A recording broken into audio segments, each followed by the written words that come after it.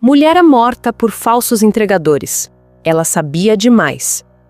Em uma tarde aparentemente comum, a tranquilidade de um bairro pacato foi quebrada por um crime que chocou o país.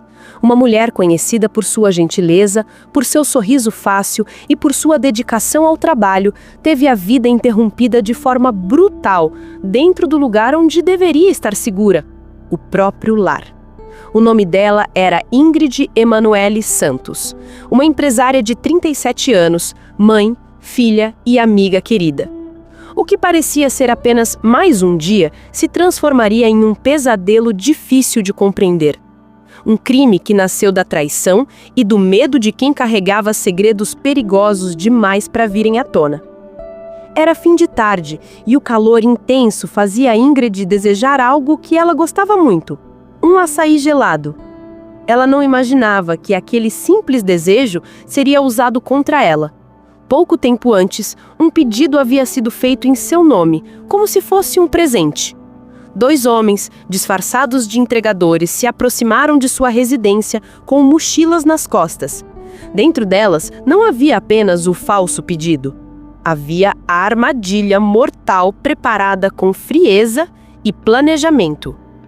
Os vizinhos lembram que a movimentação parecia normal. Nada indicava o que estava prestes a acontecer.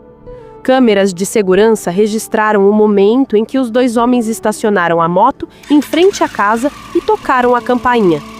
Ingrid, sem desconfiar de nada, abriu o portão e foi gentil, como sempre era. Aceitou o presente e, com um sorriso, permitiu a entrada dos supostos entregadores. Dentro de casa, a cena se transformou em terror. Para distraí-la, eles pediram um copo de água. Quando Ingrid voltou da cozinha, foi surpreendida e rendida. Em poucos minutos, o ambiente que antes era de paz se tornou palco de um crime cruel. Ingrid teve as mãos amarradas com fita adesiva e tudo indica que tentou lutar, mas não teve chance. Minutos depois, os homens deixaram a casa e fecharam o portão com calma, como se nada tivesse acontecido. Um motorista que passava pela rua chegou a vê-los saindo, sem imaginar que dentro daquela casa havia uma mulher sem vida. Ao lado do corpo, uma jarra de água. O último gesto de bondade de Ingrid antes de ser atacada. Horas se passaram até que familiares, preocupados por não conseguirem contato, decidiram ir até o local. O que encontraram foi o cenário de uma tragédia. O desespero tomou conta de todos. A notícia se espalhou rapidamente e a polícia iniciou uma investigação minuciosa para entender quem poderia desejar o mal de uma mulher tão querida. Nos primeiros dias, a dúvida pairava no ar. Seria um assalto? Um crime por vingança? Ou algo muito mais sombrio? Com o avanço das investigações, os policiais descobriram que os 2 homens que foram até a casa de Ingrid tinham vindo de outro estado. Eles haviam se hospedado em um motel na cidade e passaram dias observando os passos da vítima, estudando sua rotina, aguardando o momento exato para agir. 2 dias depois do crime, a verdade começou a emergir das sombras.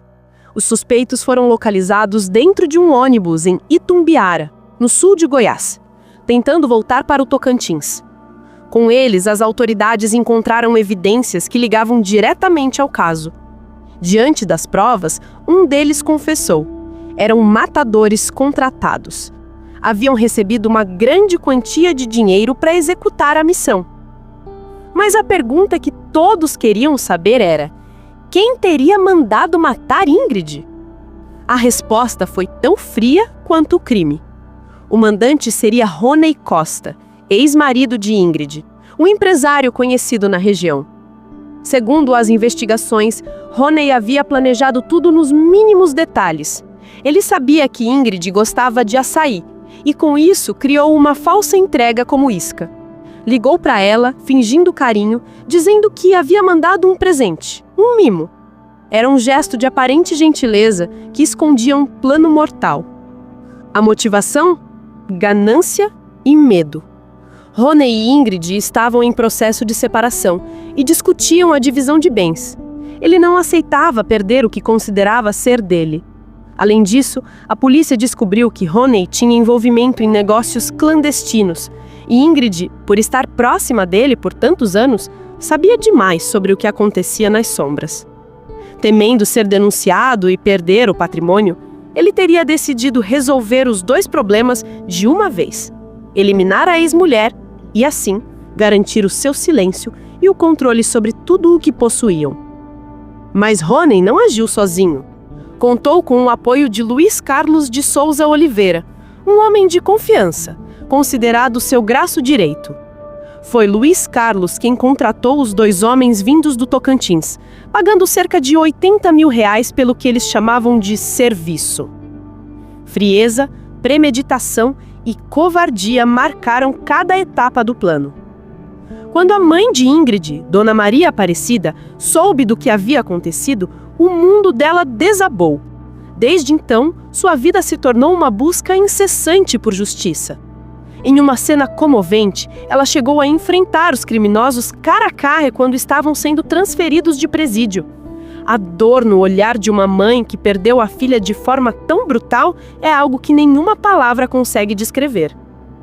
Em meio às lágrimas, Dona Maria revelou que a neta, uma menina de apenas 3 anos, ainda pergunta todos os dias pela mãe, uma pergunta para a qual ela não encontra resposta.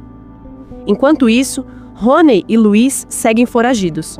Os nomes dos dois estão incluídos na lista vermelha da Interpol, o que significa que podem ser presos em qualquer país.